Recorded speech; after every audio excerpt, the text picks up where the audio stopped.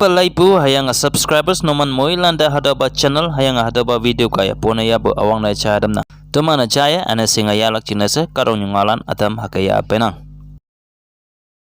Naga Students Federation kaya inner line permit ILP sales mok se Dimapur ane alukan me lenglak china iangki.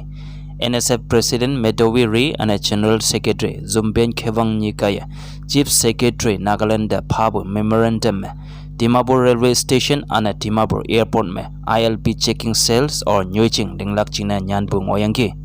Hangjing se ima sayongbu alaumi kadalana railway station and airport में tanga paibu chingna.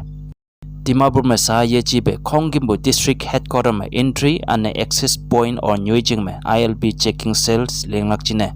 Ibu chadam na aneo ILP permit yeling bulan hayang renew ne yemyang be June bulan de action yalak china iangki. ILP chiang maya yising bulano ngoneok daw kay ILP chiang kuinya ya iyang okama ane jamling bu video me ya pairak daw kay ILP yising bulane apong daw sing lakchine tanang olak chine hadawo chadam nang 43 the P Assembly constituency by election me yonglak candidates ni mani 20 October ni DC office Mount Town me nomination file na myangki NDDP candidate Bahaje Wang Bangonang ia monching kadangonang hayanga Indian National Congress candidate Bahaje Wang Lem ngonang ia tangyu kadangonang hadopai election 7 November ni ngolak ane vote counting hayanga result phabua 3 December ni ngolak se ibu mulande jadamnang Manipur High Court kaya Manipur mebu tribal kadalane Maithailande ST phalakte against ne mengyang court te appeal ne menglak chine Manipur High Court kaya monga yangki October 19 ni Manipur High Court kaya Maithailane yu ngopu ST status chiang me Manipur tribal kadalane hadauda yomongbu High Court me ngaulak chine monga yangki 27 March ni Manipur High Court kaya Maithailane ST status yu oklak se order ngayangki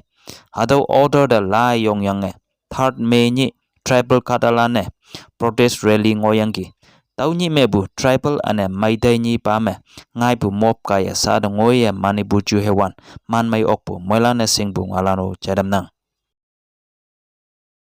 Gaza jingye mungobu Al Adli Hospital le mezal le kepu jingne Egypt, Iraq, Turkey, Indonesia, Malaysia and South Korea lane Israel lane kepuse iyang yoyoy kan me Israel de mongmyang bu hawe protest ngoyangki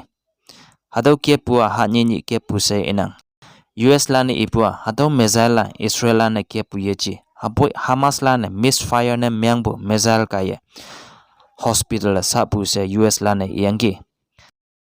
sa teman moilane chaibu ane sing okpua country adam me Israel and support ne myang ane adam country lane Palestine de support ne myang ngona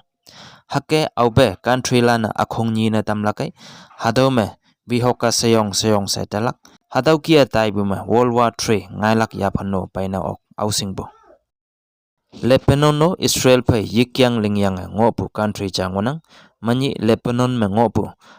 Hezbollah phaupalan ana Israel sipailan yikyang me chai jade kepu se inang sa Kahtoknyu nyam madai bua Palestine sa phaiye chibe Lebanon phayo Israelan bihok ngaina okse yangonang taujina US UK ane Germany lane yoyo citizen kadalan Lebanon mengobu ngaye tai dau se iyang Ngaolan phabu chana Kahtoknyu chu hewan myang atai gama tomando salang ngaiglak Taukai Israel hayang Hamas ni ba me jingmai lingok lak chine temana yelak pa yopu macam hau se tenyibu Ngaolan kaya moilande janana laibu moilande menyong pana